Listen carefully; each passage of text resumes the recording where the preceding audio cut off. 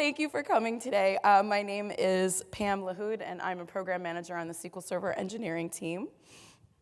Before we get started, I would love to see a show of hands. How many of you, let's see, maybe we should go backwards. No, we'll go forwards, okay.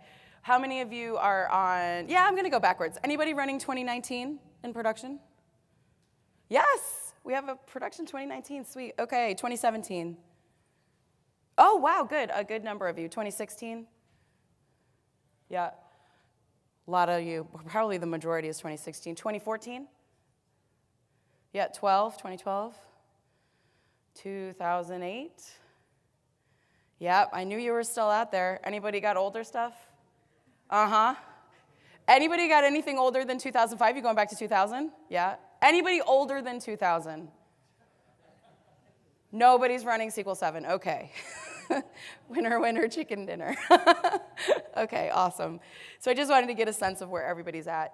Yeah, please, I don't actually care if you silence your cell phones or not. That's up to you.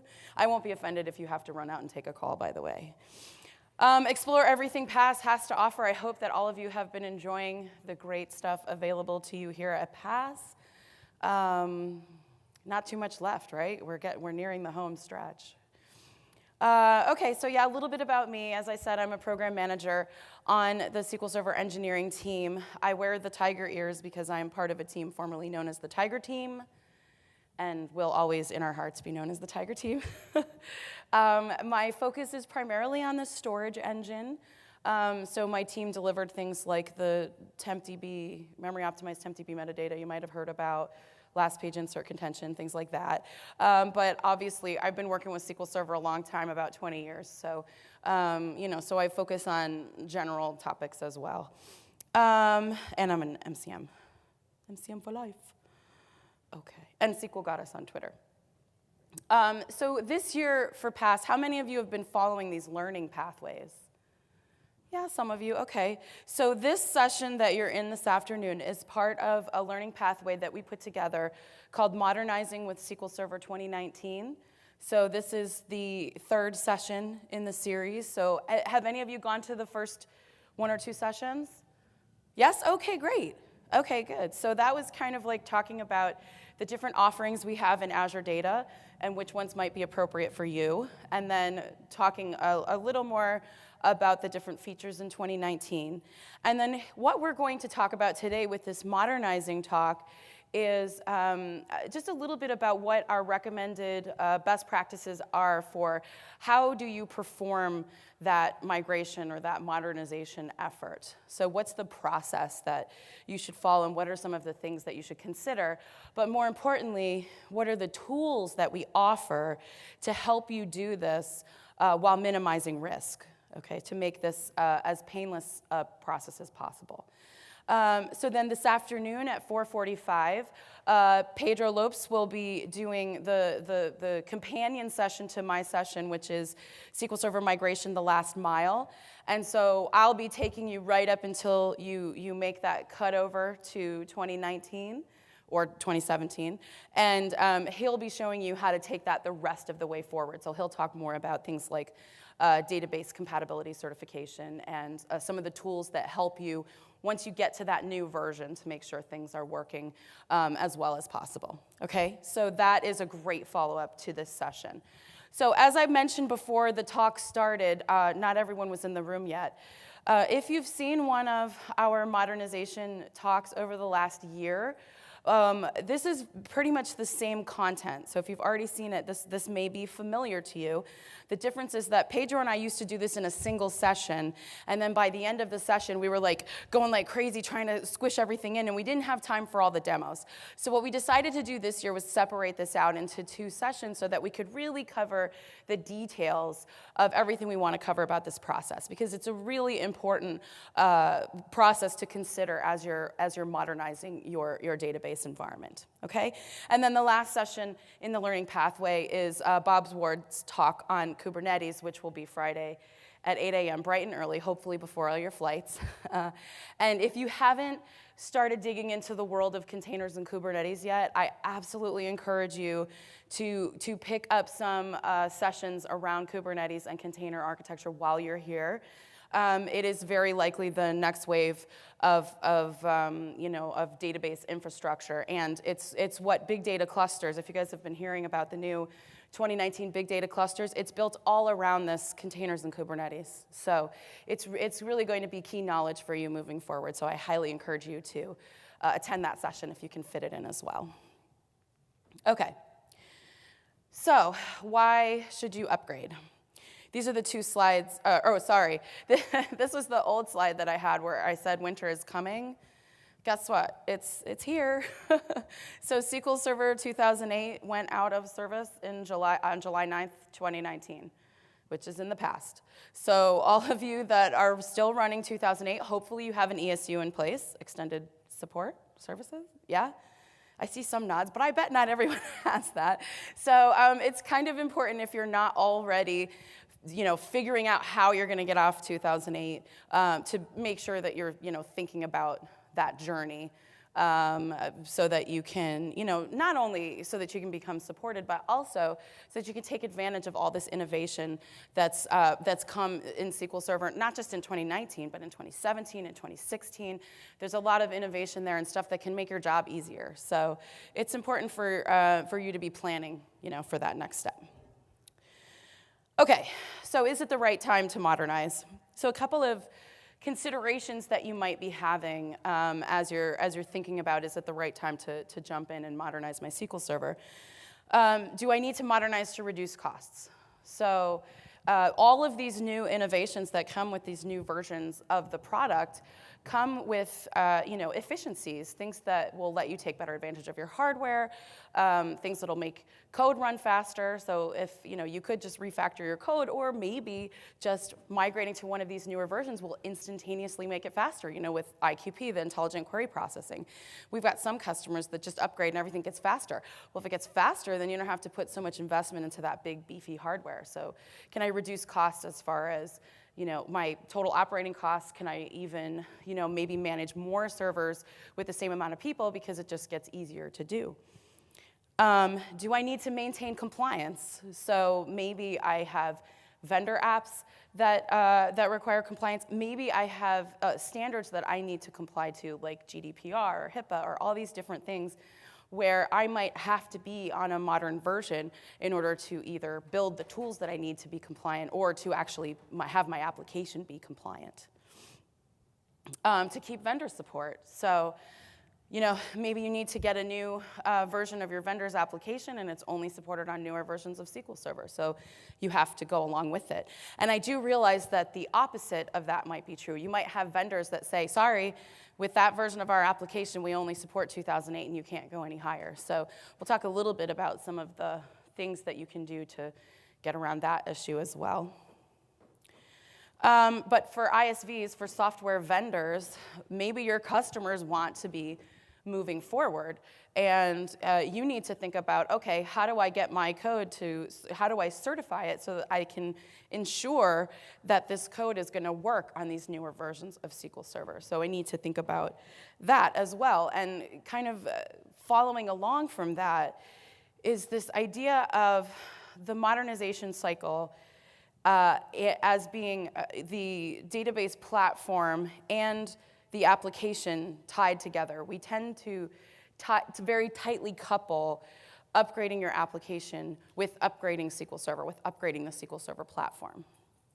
And the problem with that is that it's increased risk. So when you modernize both the application and the database platform at the same time, if something goes wrong, then you can't really be sure what went wrong. I have a new version of the application. I have a new version of SQL Server. Things are not performing well. Where do I go? Do I call Microsoft? Do I call my application vendor? Do I rewrite code? Is there maybe, and you're probably on new hardware as well, so is it maybe the hardware? So doing all that at the same time can be risky. And so that's one of the things we think about at Microsoft is, how can we make changes to not only to the product, but to kind of the way that the best practices that we advertise to make this less risky for you as an exercise. And so to that end, what we do recommend is something called database compatibility certification. And as I said, I'm not going to talk about this in a huge amount of detail because Pedro's going to go much more into detail in his session. But I just want to introduce this because I want to talk about, this is a really important concept for you to understand as far as, how to get there, not only how to get there the right way, but just how to get there in a way that you don't have to worry about everything breaking once you get on this new version, and to just kind of take that one risk off the table. And so with database compatibility certification, the idea is you will certify an application to the compatibility level in the database, not to the version of the platform. So you're not certifying an application on SQL Server 2016. You're certifying it on 130 compatibility level. And what we at Microsoft guarantee is that no matter where that 130 compatibility level runs, whether it's on 2016 or 2017 or 2019, or even in Azure SQL Database, which is a completely different platform, no matter where you run that compatibility level, we guarantee certain things to be true. So this allows you to upgrade to the latest database engine without necessarily changing your applications. As long as they've been certified on that compatibility level, you can take that application, put it on a new platform, leave it at that same compatibility level, and be guaranteed that you'll have similar performance given similar hardware. So again, your applications can then be tested and certified on that compatibility level, and then you can reduce those upgrade risks by separating out those motions. So you can upgrade the platform first, go to the SQL Server 2019, leave it on the 130 compatibility level, and then shake out any issues you might have with the platform first. So then if you have performance issues when you get to 2019, you can say, oh, okay, I haven't changed my compatibility level, so chances are there's something going on in the engine or maybe in the hardware that I need to troubleshoot. And then you can let the system stabilize there, and then at a later date, you can say, okay, now I'm ready to go to the new compatibility level. I'm ready to get the full advantage of all the innovation in this new version by upgrading compatibility. And so the nice thing about that is, once you get to that latest database engine version, there are many features that you'll be able to take advantage of even if you're not in the latest compatibility. So the things that are gated in compatibility have to do with your query performance, the plan shape. So we're guaranteeing the same plan shape and the same query performance, but there are other things you might be able to take advantage of. So it's a win-win. Okay, so this is not just something we're recommending to you. This is something that we stand behind.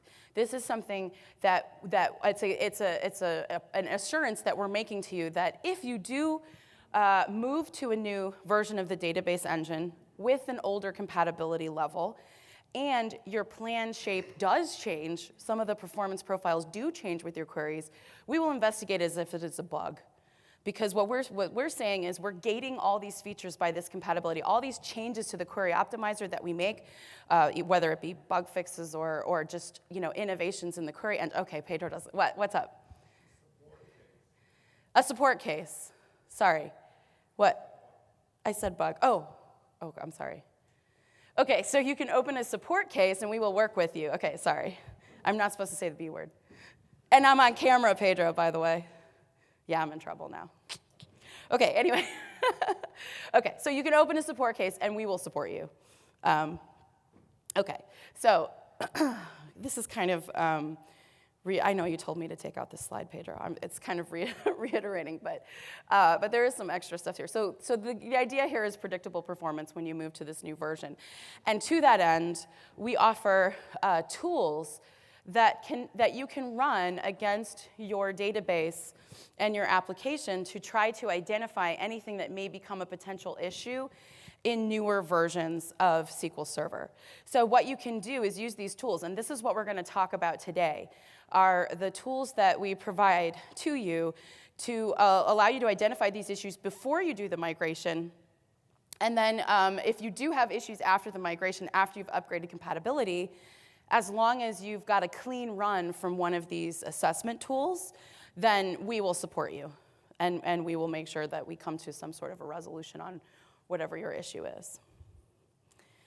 Okay, so this is one slide that I really wanted to keep in because I really like how this visualizes our commitment to database compatibility level certification. Because you may recall in earlier versions of SQL Server, we would only support the current compatibility and then 2 previous versions. So you only had 3 compat levels, which you can see here. You know, SQL Server 2000 was 80 was the default compatibility level for that one. 2005 was 90, 2008 R2 was, and 2008 and 2008 R2 were 100. And so in 2008, we only supported those 3 compatibility levels. And that was the same moving up to 2012 and 2014. We only went back 2 versions. So in 2014, 100 compatibility, which was the default in 2008, now becomes the oldest compatibility level. But you can see moving forward from 2014 to 2016, 17, 19 in Azure SQL Database, we're not dropping 100 compatibility off that list. We're not dropping 110 we're not dropping 110 or 120 or 130. Those are all there. And so this is what we're saying to you is that we ensure backward compatibility with these versions of the database engine. And so you can feel confident certifying your application one of these compatibility levels that you'll be protected moving to these future platforms. Okay, so that's the idea behind database compatibility certification, or dbcompat. I think I didn't take the link in. It's still aka.ms/WAC dbcompat, right? Okay, so if you want more information about that program, aka.ms/dbcompat will get you to the documentation for that. But as I said, Pedro will talk about that in much more detail in his session this afternoon. Okay. Any questions about that before we move on? One question, yeah.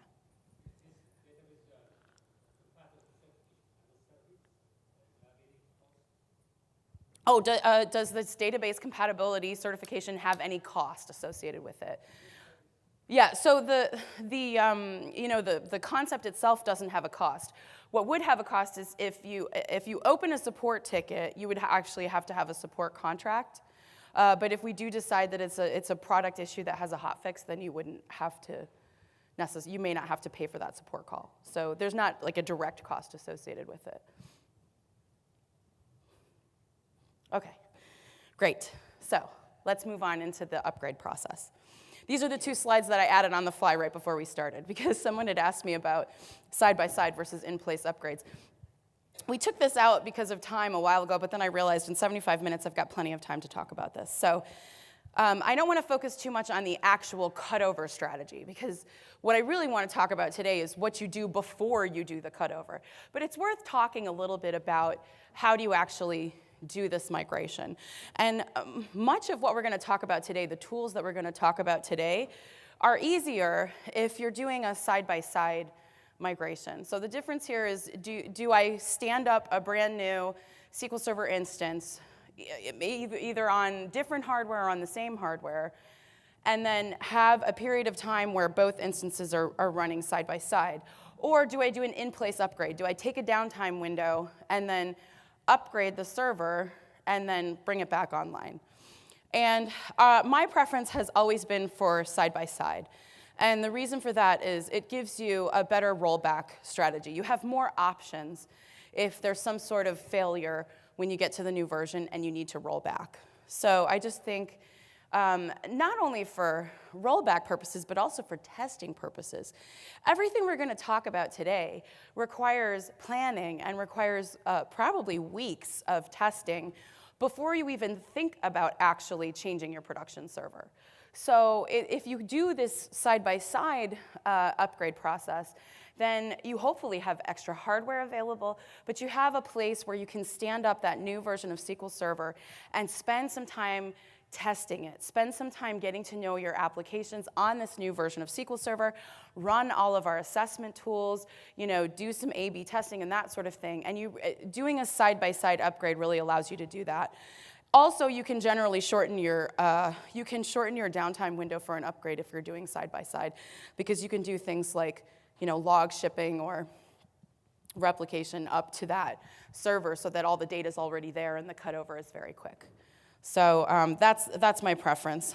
So the pluses to the in-place upgrade is that it doesn't require data migration. You don't have to copy the data, so you can save yourself some time, and it doesn't actually require the additional hardware. But like I said, then that hinders your rollback options.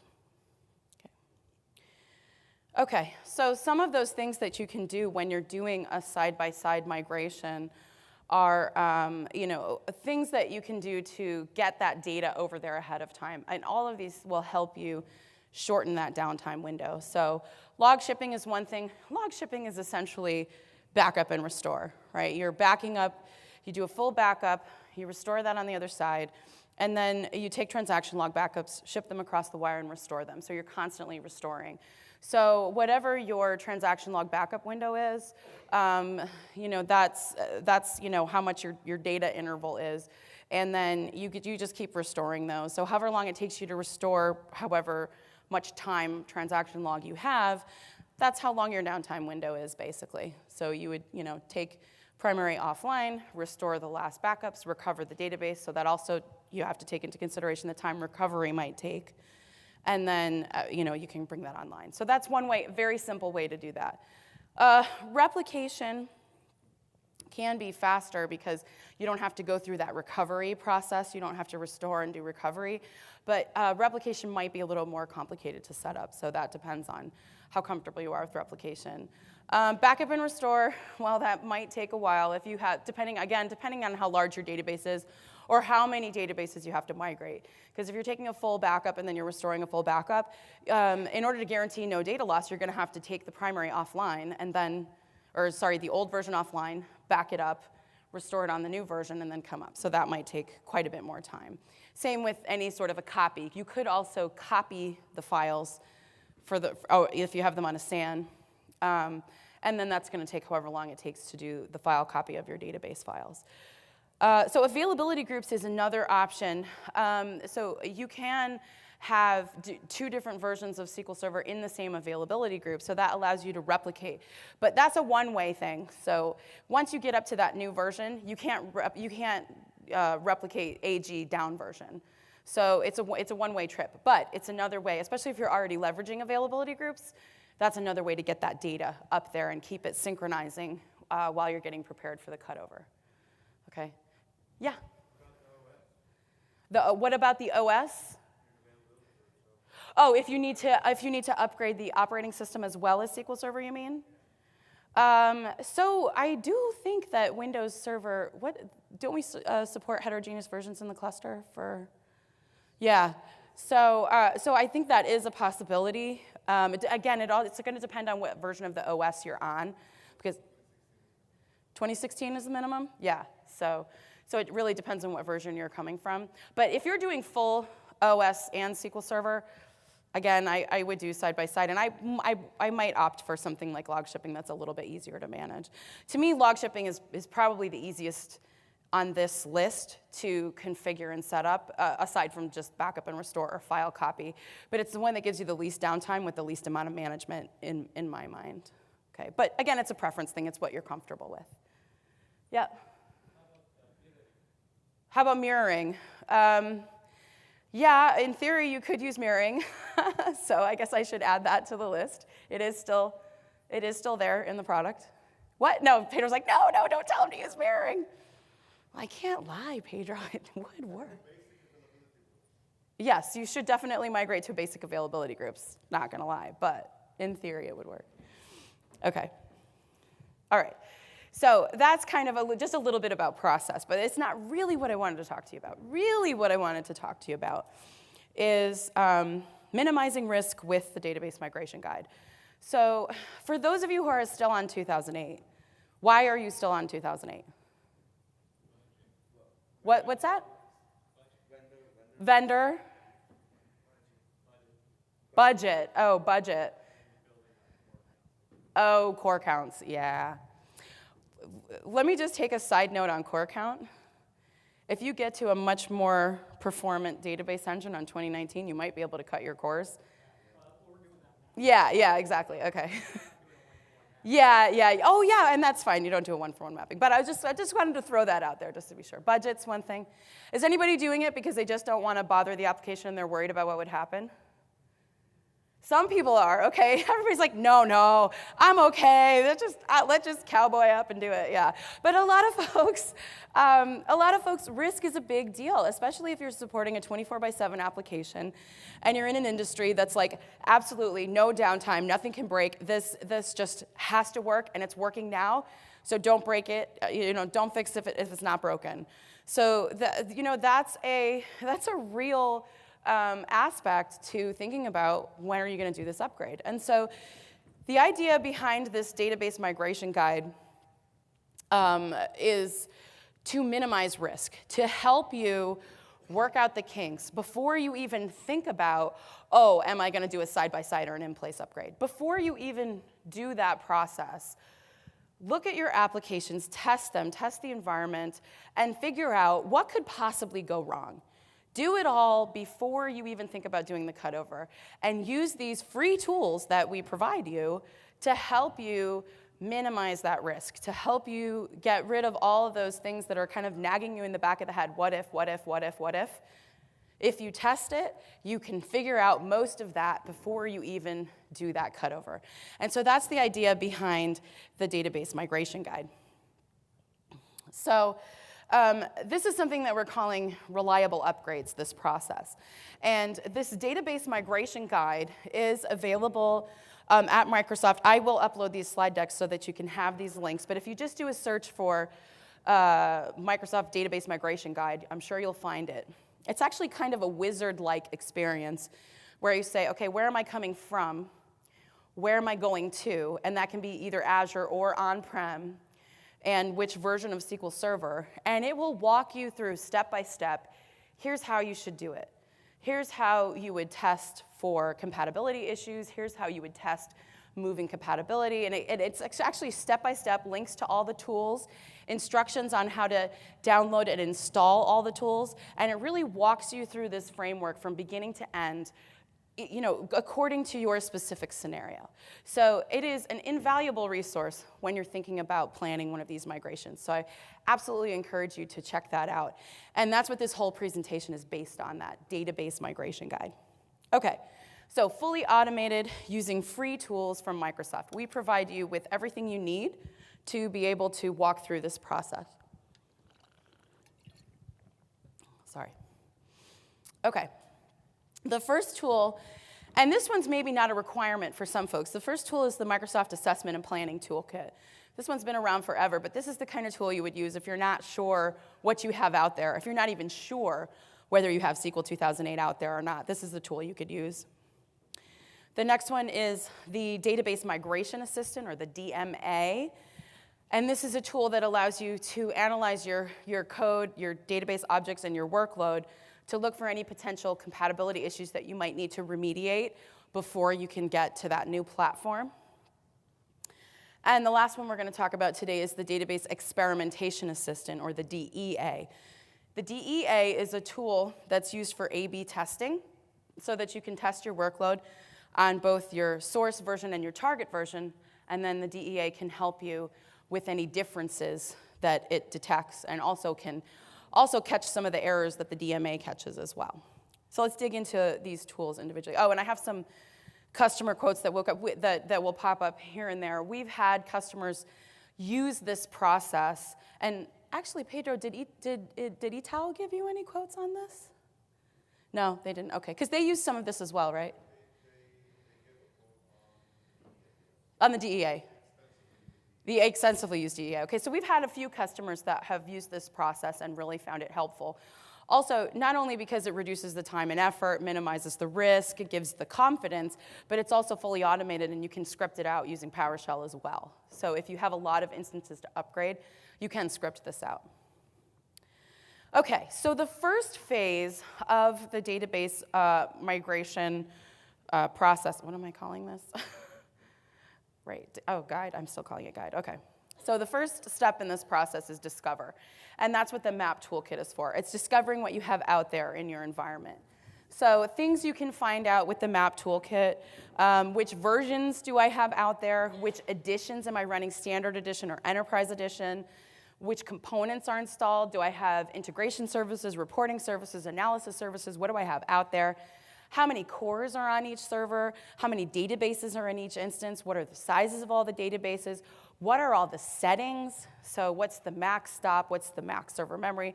Anything that you might need to know to help you with capacity planning and to help you just kind of take an assessment of what's the scope of my migration, okay? So some of you may only have one server and you know exactly where it is and when it's running.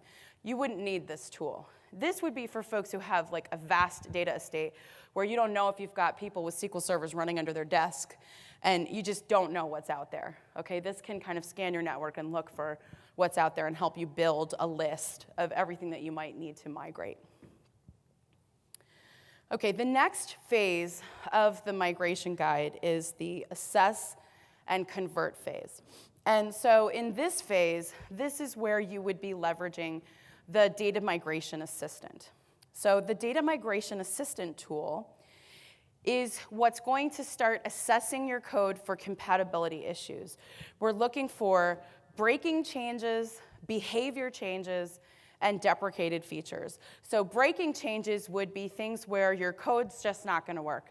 It's going to throw an error. Maybe we removed some syntax, or we made a change that this is just not going to work anymore. That's a breaking change. Behavior change would be something where the code's still going to run. It's not going to throw an error, but it's going to behave differently. So you could, in theory, be getting a different answer from your query than you were before. Those are really important to detect because you're not going to get an error. So you may not immediately know that there was a behavior change, but it could, in theory, impact your application. So behavior changes. And then deprecated features would be features that they're not gone yet, but in theory, we're not guaranteeing they're going to be there forever, or mainly what we're saying today is we're not putting any new investment into these features. So you may want to think about moving on to a different feature, especially if there's something else that does something similar in a newer version that does it better. Okay, so we'll identify those kinds of things. Discover new features. So this also has the ability to look at what you're doing and say, hey, I noticed you're doing this. I wanted to let you know about this new feature in SQL Server in this newer version that you're going to that you might want to consider using. So while you don't have to change your code because it's not broken, if you took the time to do that before you migrate, or after you migrate, you might be able to take advantage of this new feature, and that might be beneficial to you. So that's a way to help you discover how you can leverage that new version of SQL Server. Because I know it's a huge product, and if you look at our What's New page for SQL Server 2019, there's so much there. And it's really hard to know everything that's out there and what's applicable to you. So this is just one way to get an idea of what should you be looking at in that new version based on what you already have. And then you can actually perform the migration with this tool. So this tool has the ability to connect to your source and target servers, to choose the databases that you want to migrate, to actually migrate those databases over for you, monitor it while the migration is happening, and then produce a final report for you when the migration is complete. Now, I would say for most enterprises, you probably are going to want to be doing this yourself. You're probably going to be doing something like I said, like log shipping or something like that, where you're kind of managing the cutover. But if you've got smaller databases that you're kind of willing to just, I just want to do a backup or restore, I just want to get it over there, then this tool is great and it can handle that for you. And that's maybe also very helpful if you have a lot of databases that you need to cut over, then this tool can do that for you. Yes? Is there any way to change the compatibility level of the database? Does the assistant change the database compatibility level for you? No, it does not do that. And there's a really good reason why. And this is what you need Pedro's session for. Our recommendation is that you do not change the database compatibility level immediately when you get to the new version. You want to turn on the query store and let it run for a while on the old compat so that when you move to the new compatibility level, you can make some comparisons. So we really recommend that you do that manually. And Pedro actually has a very good tool that helps you do that. So there's actually another tool for making that compatibility jump. And it will actually make the compat jump for you after it's done some analysis. Okay? Well, I thought I might have saw you. Did I see another question? Yeah. What's the maximum size of the database this tool can take? I don't know. Pedro, do you know that? I've never seen any maximums. Yeah, it's just backup and restore, so it just takes time. So obviously, the larger your database is, the longer it would take. Not that I know of. I've never seen one. Okay.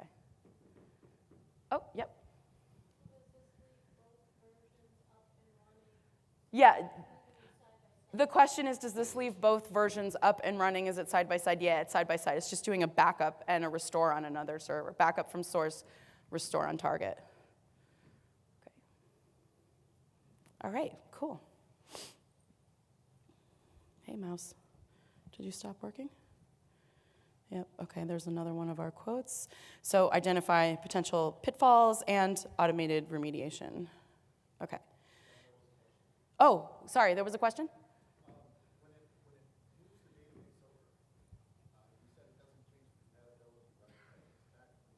Yes. Can you restore it in a non-recovered state so that you can apply log shipping? Okay, so the question is, it's not changing the compatibility right away, it's just doing a backup restore. Can you restore it without recovery and do log shipping?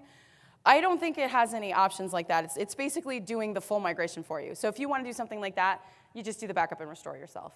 And you wouldn't, I mean, honestly, it's not super fancy tool. So, I mean, if you're planning on doing that, I would just set up log shipping yourself. Yeah. Okay. All right, test and optimize. So test and optimize is the next phase here. And notice that in this graph that I have here, test and optimize is the biggest part, because this is where you should be spending the most time, not in the cutover itself. So the cutover is really just a small part of this entire migration process. That act of actually, okay, move to the new version, swing the traffic over, that should be just a drop in the bucket compared to all the work you've done before that moment. Okay, and so this test and optimize is a cycle. You need to perform both functional and performance tests. You need to make any changes, make optimizations, maybe make code changes, maybe not, maybe change settings, whatever. Migrate everything over, and then check your applications, remediate your applications, and then do it again, over and over, until you're sure that you know what you're going to have to do when you get to that new version. You know what you're going to have to change or what you're not going to have to change. You know if there's any code that you really need to change before you get there.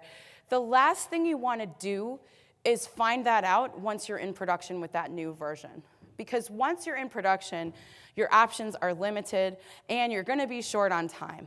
And a lot of times what happens is somebody just pulls the trigger and says, this is not working, we need to go back to the old version, execute that rollback plan, we just can't move forward. And that's a problem, because then you may never get there. Okay, so it's really important for you to just figure all that out before you get there, so that once you're there, you've worked out all those kinks, and the chances that something that you don't already know about going wrong are slim. Okay, so yes, there's always going to be a risk involved, and there's always going to be a potential for something that you didn't expect to happen, but this will vastly minimize that risk by spending this time up front. And this is a way that you can yourself feel better when you actually flip that switch, that everything's going to go according to plan.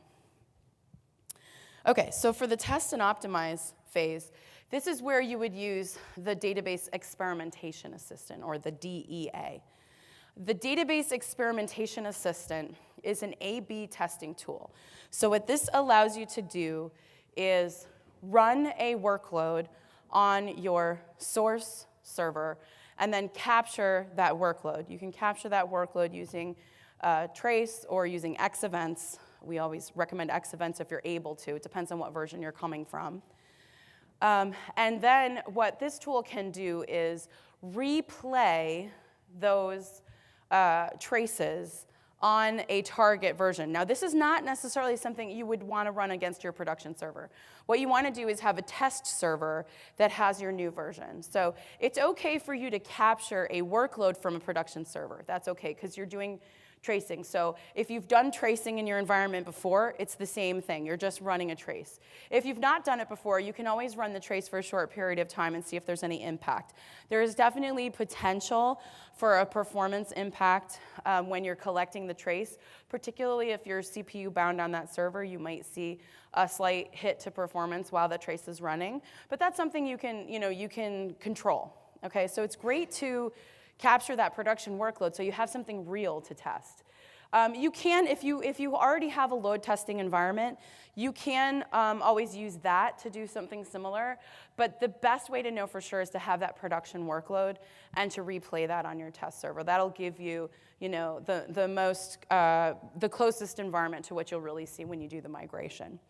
Okay, so you would capture, this tool allows you to capture that workload, and then replay the workload on the target server, and then it will analyze the results between the two servers, and it will give you an idea of what this workload's going to look like when it gets to the new server. Things like, how many queries have degraded? How many queries have gotten better? Are there any errors? Were there errors on the existing system? Are there errors on the new system?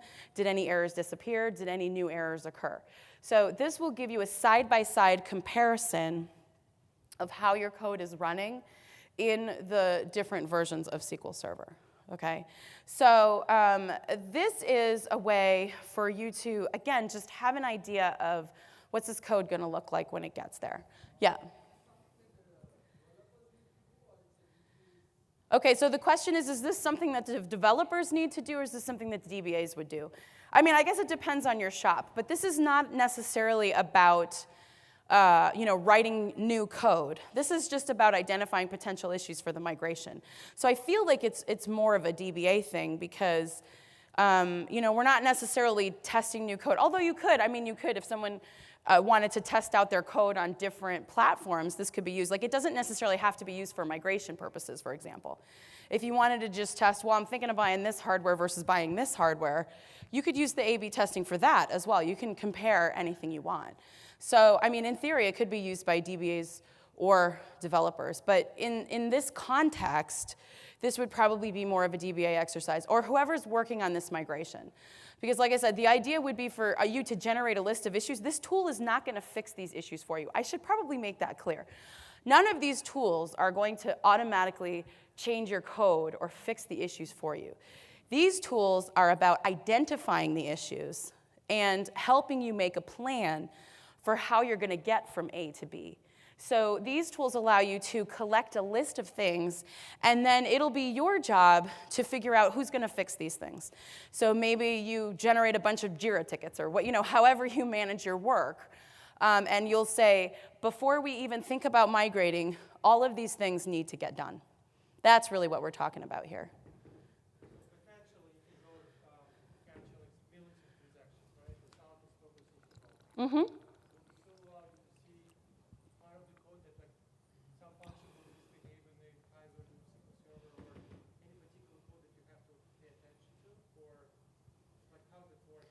Yeah, so how does it work? You could have thousands of stored procedures that are running, and what's this going to actually identify? Yes, it's going to identify which pieces of code that it thinks have issues. I'm going to show you a demo of this in a moment, so you'll get a better idea of what it does. But yeah, that's the idea, is it's going to say, hey, this function has an issue, this stored procedure has an issue, and it'll tell you what the issue is, too. Like the DMA, for example, if you're dealing with all stored procedures, the DMA can do a static code analysis, and it'll say, hey, this stored procedure has syntax, it's not going to work in 2019.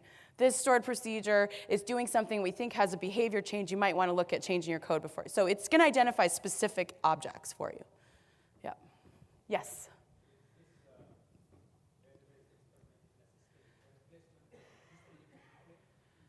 Okay, so the question is this database experimentation assistant a replacement for distributed replay? The answer is no, it's not a replacement. In fact, it actually uses distributed replay to do the work. So this is really a layer on top of distributed replay. By the way, it also has an option to use O-stress. So you can use O-stress or distributed replay in the latest version. But no, it's not a replacement. It builds on top of those tools. Yes?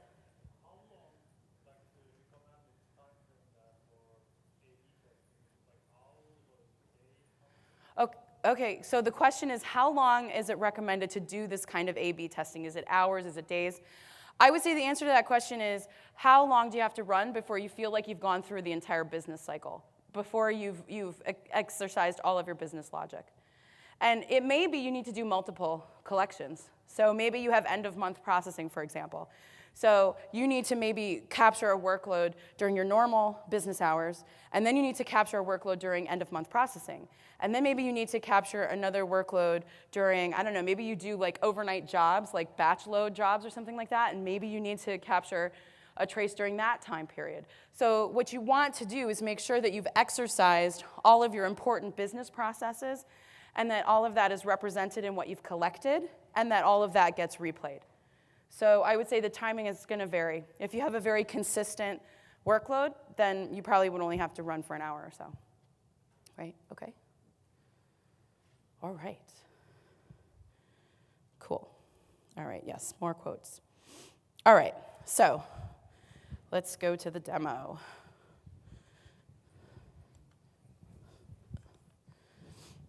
Okay, so a database migration assistant, the reason there's that big banner there that says, now with ad hoc workload assessments, the reason for that is the older version of this tool would only do static code analysis. So it would only be able to analyze your code if it was in stored procedures in your database.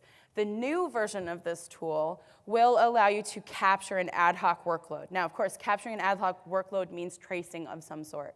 So you would need to set up a trace for this in order to do that. But at least it has the ability to do both ad hoc and static workloads. Okay. Yes, it's released. Yes, the last time we did this, it wasn't released yet. It's released now. The new version of the tool does this for you.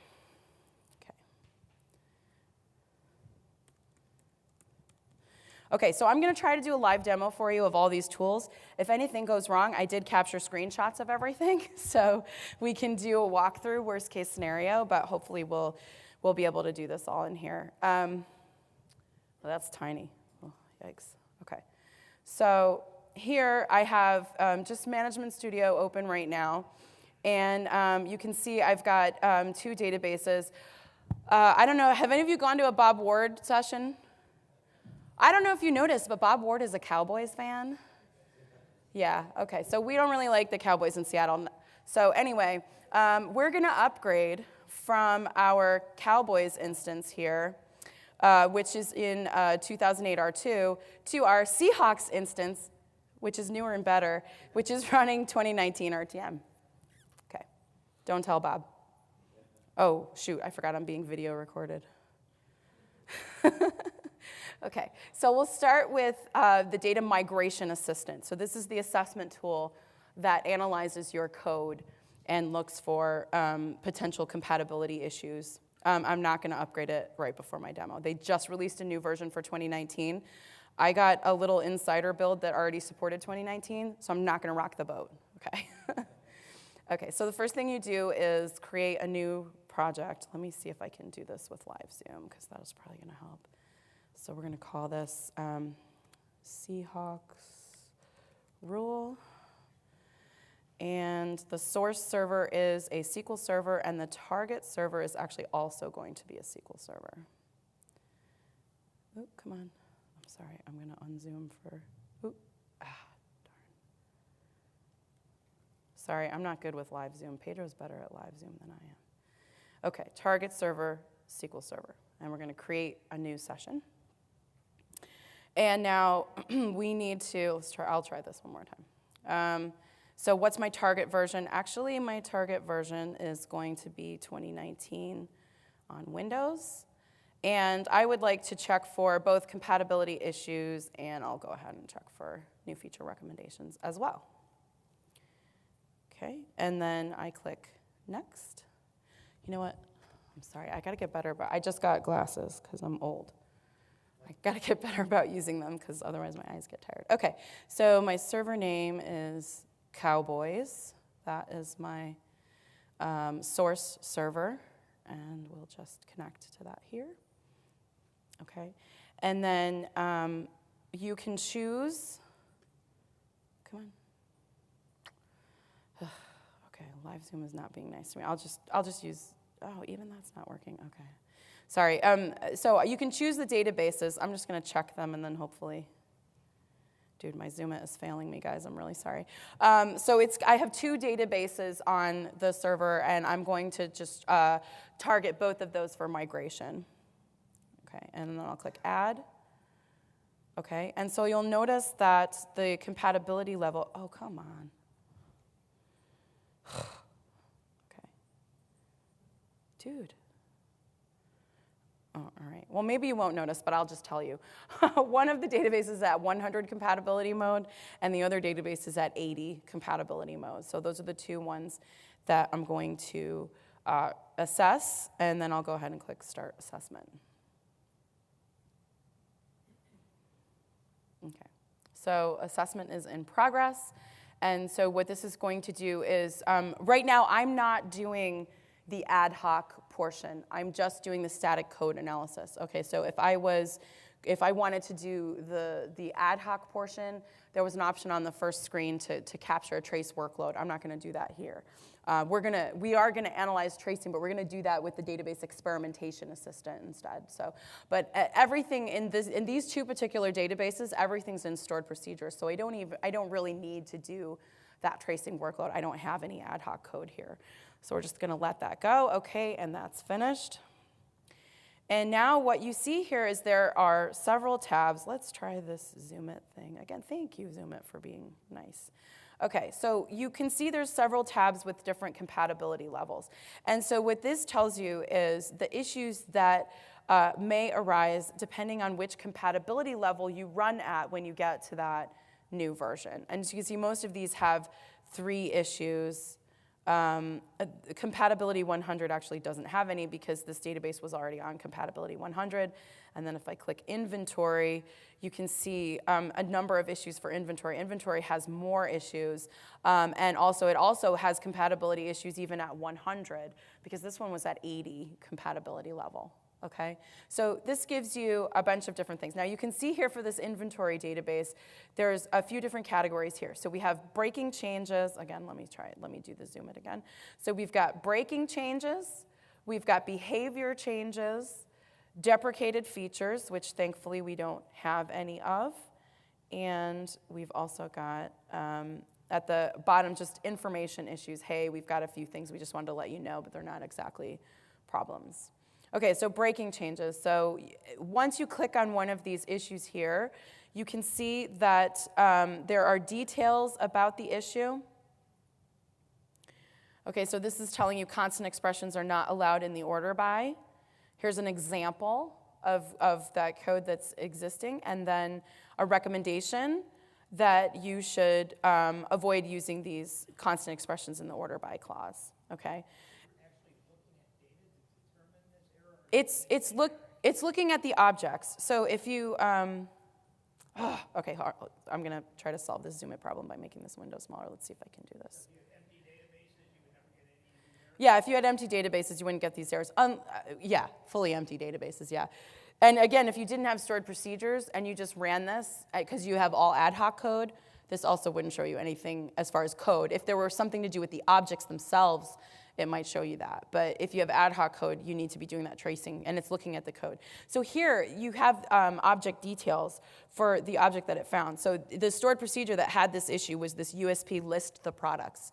So that's the stored procedure that actually fired this issue. So it's telling you what code has this. So you can see here, as far as breaking changes, there's like one impacted object for each of these breaking changes. So this behavior change has 2 impacted objects. So this is one, unqualified joins, where it's saying, okay, so here's actually 2 impacted objects that suffer from that unqualified join syntax. So if you had no stored procedures and all your code was in the application, it would never know to flag anything because you can't see the code. It would not know that the way that I just ran it. But as I said, there is an option. Let me go back, actually. Is everybody cool with how this assessment works? Let me just do one more thing, and then I'll go back and I'll show you that tracing option. Sorry, I should have showed it well before I went past it. So the other thing is we also have, again, feature recommendations. So if I click, so these were compatibility issues that we were looking at, the breaking changes, behavior changes.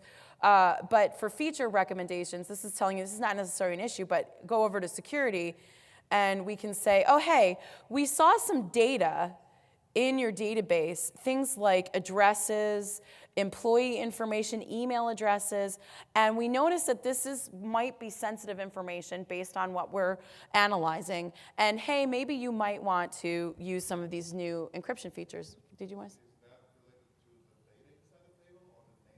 That's the names of the columns, right, not the data, right, sorry. Thanks, Pedro, for clarifying that.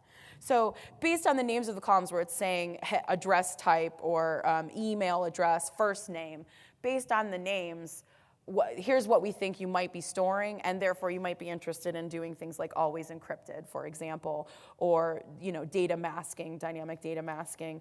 Or, hey, we have this stretch database thing. We see that you have a table called fact reseller that's page compressed. Hey, maybe you might want to think about this new stretch feature because clearly you're storing large data warehouse and you might be doing archiving, and stretch might be something that you can use. So this is all just based on the metadata of the of the structures of your data and what we think you might be storing and what you might be interested in. Okay, and then once you're done with this, you can export a report. And so you can do all of this offline. Once you close this tool, though, all of that's gone. So you want to make sure that you export the report before you actually close the assessment tool. Okay, but let me come back to a new, sorry, no, actually, maybe I can just do this.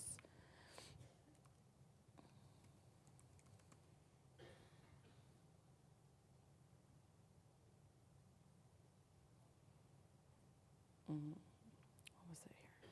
Where is that? Where is that trace option? I thought it was, it is the next, oh, I thought it was here. Okay, sorry.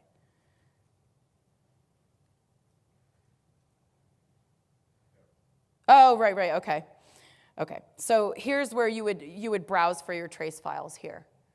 Okay, so if all of your code is ad hoc queries or application code, none of it's in stored procedures, you would capture a trace first, and then you would point this tool to that trace file, and then it would do both. It would do both the static analysis and the ad hoc.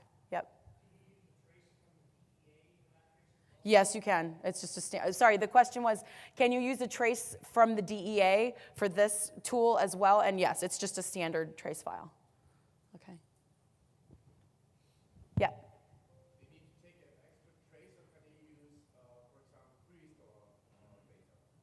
Well, queries, do you need to take an extra trace, or could you use Query Store? Query Store is not actually tracing, right? Yeah, Query Store is just metadata about your queries. It's not actually tracing the execution. It's not storing like all of the information that a trace stores. So if you do have an existing trace, it might work. You just need to make sure that you have the events that are required. I assume that's in documentation somewhere. Have you seen the documentation? It talks about what you need. Use the replay trace. Yeah. So if you've done tracing before, you'll notice there's a template for replay trace. That's going to have everything that you need. Sorry, yes, that's a good point. Thank you. When I say trace, I mean both extended events or profiler tracing, depending on what version you have. Was that the question? Okay, that was the question. Okay, sorry. Okay. All right, cool. So that covers both ad hoc and static code analysis. So again, this is not doing we're not running your code here. So this is not specifically doing a performance analysis. This is just alerting you to potential issues, things that you may need to correct before you proceed with your migration. So once you do that, in theory, you may make some changes. You may remediate some of your code, and then you're ready to go and you want to test performance. Okay, so then you would move over. No, I don't want to continue. I said no, dude. Do you want to continue? Oh, do I want to continue closing? Oh, okay. Can we mark that as, can we tell Raj we need to fix that message? Okay, so let's move on to the database experimentation assistant.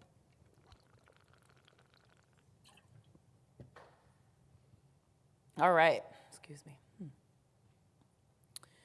I'm going to capture a production workload. Oh, you know what? I gotta get ready to do that. Hold on.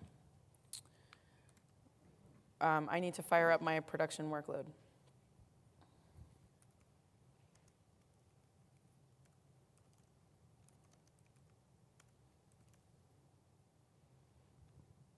Okay.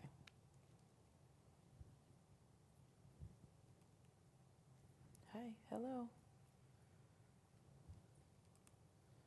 Uh-oh. What's going on here? Okay. Oh, no. Rock on, dude. We might have to go to the pre-recorded stuff. All right. Let me just try to connect one time. If it doesn't work, we'll go to the pre. Let me just check my connection here first. Yeah, everything's connected. Okay. That's a good sign. Okay. Phew.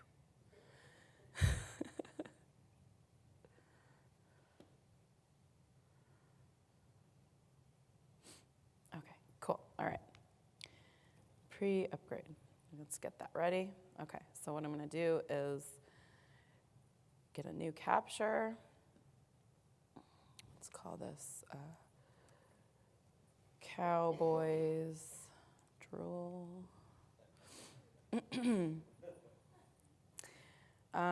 Yeah, 5 minutes, that should be good. Yes, I have manually taken the backup. Just so you know, you need to back up the database on the source server and restore it on the target server. I've done that for you in the interest of time.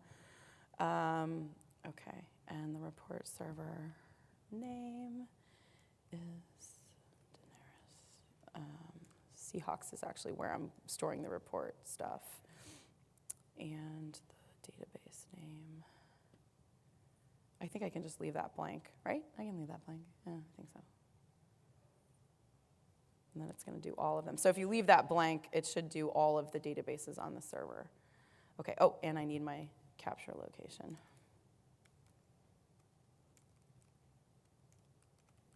I think that's where I put it, right? Oh, here, I got to add one more folder to that, DEA traces. Okay, so let's do, oh, no, that's not where I want to put it. C, demos, there we go. Copy that.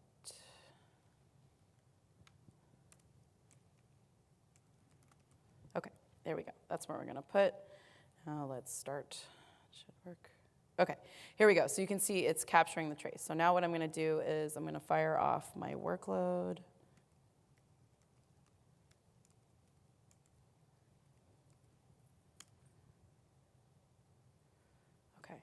So we should be doing some stuff.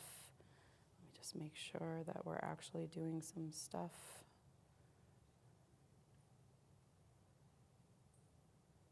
Yeah, okay, cool.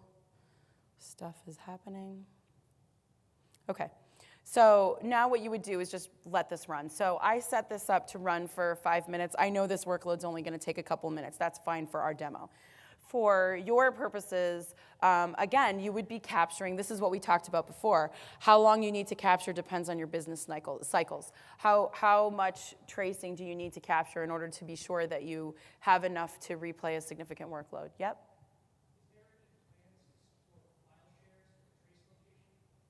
Are there any plans to support file shares for the trace location?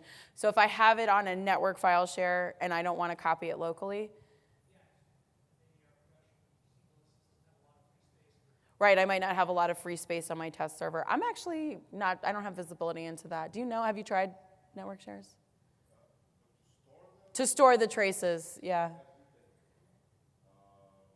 Oh, to store them as your, so instead of writing the trace, locally.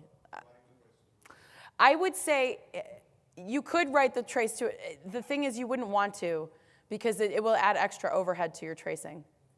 You really want to make sure, because the tracing, it doesn't actually save overhead if I put the trace file somewhere else. It actually, that time is going to cause issues for the trace processing on the server. There's no space.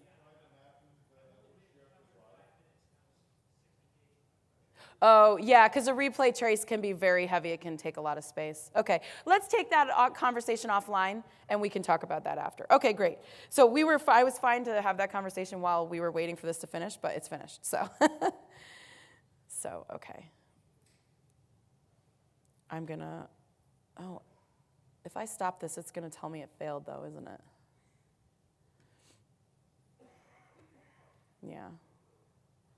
Well, I can always go back to what I have. So you would stop this, and then you would go to replay. So now what we're going to do is replay the captured workload. So new replay. And my replay name is Seahawks rule. And I think I did that in extended events. And so local source trace, full path to the trace file. So if I come over here to, whoops, I didn't mean to do that. DEA traces. This is the one I did today. So let me just copy the path. And then I will copy the file name. No, I didn't mean to double click it. I meant to single, there we go. Okay. There we go, there's my file. Now when it replays, it's gonna create another trace for the replay itself. So where am I gonna put that? Okay, yeah, thanks, I'm gonna close this. I opened a whole new management studio in the background. Thank you, don't need that. Okay, so we're gonna put it here.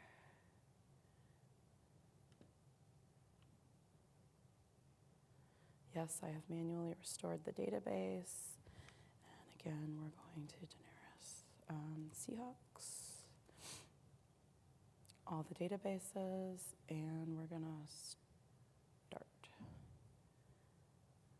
Okay, so now what this is doing is it's processing the trace file. If you've ever used OSTRES before, the OSTRES tool or RML utilities, that's what this is doing in the background. So it's, okay. Whatever, failed. That's fine. I have a trace. I have a already saved report, so we can just use that one. So it's going to pre-process the traces. Oh, I know. Okay, so let me tell you something about this. Where I'm saving my traces, the way SQL Server writes out the traces, it attaches permissions to them, and if I don't run the DEA as an administrator, it's not going to have access to the trace file. So what I would need to do is relaunch the DEA as an administrator, and then it should be able to access the trace file. That's the error that it's giving me. But for timing purposes, let's just pretend that that worked, and then we'll go ahead and connect to my server for the reporting. So basically what OSTRES does is it pre-processes a trace, it reads a trace, and it creates a replay of that trace. So it looks for different workloads, and it tries to refire them at the server in a similar way as they were collected. So it's doing that, and then it sends them against the server, and it collects information while it's doing that. Okay, so let's go to Seahawks with Windows authentication, and you should see that I have a report here already. Okay, and so here is what the report would look like. So the target 1, the A server, was my Daenerys Cowboys, and target 2 was Daenerys Seahawks. It's not showing there, but I think that's just an artifact of this new version, which I said, it was the test version. They just released the full version when 2019 released. So what we have here is the different queries that we're running, and you can see I actually have some degraded queries. Keep in mind that we designed this demo to show you maximum value from these tools. So we made every bad query we could think of, and we put that in here. Everything that's going to break when you get to this new version is here. So you can see I've got 91% of my queries degraded, 8.3% of my queries improved. And this is based on number of executions. So by distinct queries, okay, so by distinct queries, it's the same. Oh, okay, sorry, I need to not maximize this because my zoom, it doesn't like to go all the way to the right. It's like Zoolander or something. You can't turn right. Yeah, still can't turn right. Okay, here we go. All right, there we go. So then by distinct queries as well, also 91% versus 8.3%. And then you can see down here, I've got some errors as well. And then I've got existing errors, new errors, resolved errors, and upgrade blockers. So errors that were on the existing system, errors that came up on the new system, resolved errors, so things that were on the new system but were on the old system but are no longer on the new system, and then upgrade blockers, things that are actually going to keep you from upgrading. And you can see I've got some new errors. That's because I actually had some broken code. The DMA flagged a bunch of issues that I was supposed to fix, and I never fixed them. So now the DEA is finding errors because we had some breaking changes, and I didn't modify those breaking changes. So actually, there is a little bit of overlap between what the DMA does and what the DEA does. So this is basically telling me I didn't do my homework. I was supposed to fix those breaking changes before I ran this. So then if I scroll down, it's going to give me the queries, so the top improved queries, the top degraded queries. So this is going to point you to what is it that you need to remediate, what do you need to look into before you do that migration. Okay, so this should give you everything. I'm trying to think if there was anything else that I wanted to point out here, but I think that's the main items that I wanted to cover. So any questions about that before I finish up the slides? I just have a few more slides for you guys. Yeah. Oh, you want me to drill down? Oh, sorry, yeah, I can drill down, sorry. Oh, you want to drill down into the breaking changes? Okay. Hold on. Let's go back to the blockers. Yeah. So sorry. So it's basically, like I said, it's basically the same information as what you would get out of the DMA. It's telling you, I've got those procedures that I was supposed to remediate. And if I click over here, so you can see incorrect syntax, that's because it told me there was some syntax that wasn't valid anymore, and I didn't fix it. So now here's the errors, the proof in the pudding, right? Okay. So yeah, what was the question? Well, it captured triggers as well. Yeah, it should, because anything that's in the trace, so anything that's executing, if the trigger is executed in your trace, then yes. Yeah, it all should be in there. All the code that executed will be in there. Yeah.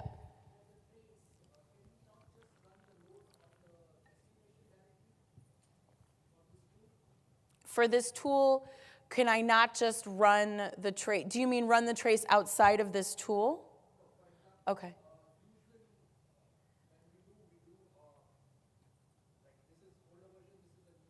Right.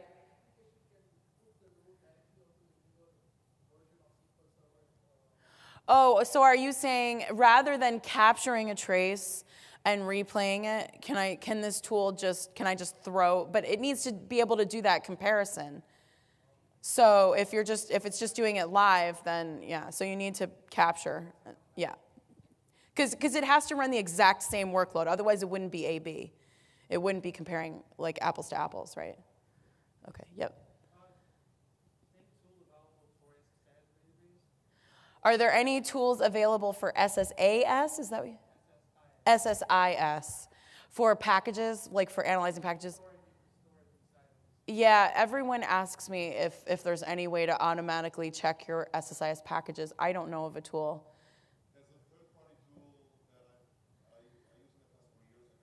A third-party tool? But you don't recall the name of it? Okay, so maybe search for third-party tools. We do not offer any tools specifically for SSIS packages. Okay. Other questions? Okay, cool. All right, so let me go back to the deck. Not too many more slides. Yay, I can skip all of my saved screenshots. And go to the post-migration. I really just have a couple of last-minute things. Thankfully, we had Pedro here, so I've already plugged his session. So the question is, okay, I've done all this. I've done my cutover. Am I done yet? And the answer is no. We have a whole other 75-minute session for you for what do you do when you get there, because there are more tools for you to help you make that last step, which is the compatibility upgrade. So this gets you up there on the old compatibility, then how do we get you to that new compatibility, and how can you identify and mitigate any issues once you get there? So Pedro will talk much more about the database compatibility certification and about a tool called the QTA, the Query Tuning Assistant, which is the last tool in the suite that helps you get all the way from your old version to the new version and the latest compatibility. So the tools we reviewed today, we did review the map toolkit, but I didn't put it on the slide because it's not widely applicable. Most of you will probably just start with the DMA. So the DMA, the Data Migration Assistant, which helps you do an assessment of your code and of your objects and determine if there are any breaking changes, behavior changes, deprecated features, that sort of thing. The DEA, the Database Experimentation Assistant, which allows you to do the A/B testing, and then Pedro will cover the QTA, which gets you the last mile. Okay? All right, so thank you very much for being here today. Don't forget to do your session evaluations. And I forgot the shameless plug slide, Pedro. You'll have to. We have a shameless plug for a book we wrote. Pedro and I wrote a book together called Learn T-SQL Querying, so that's my shameless plug. So thanks very much.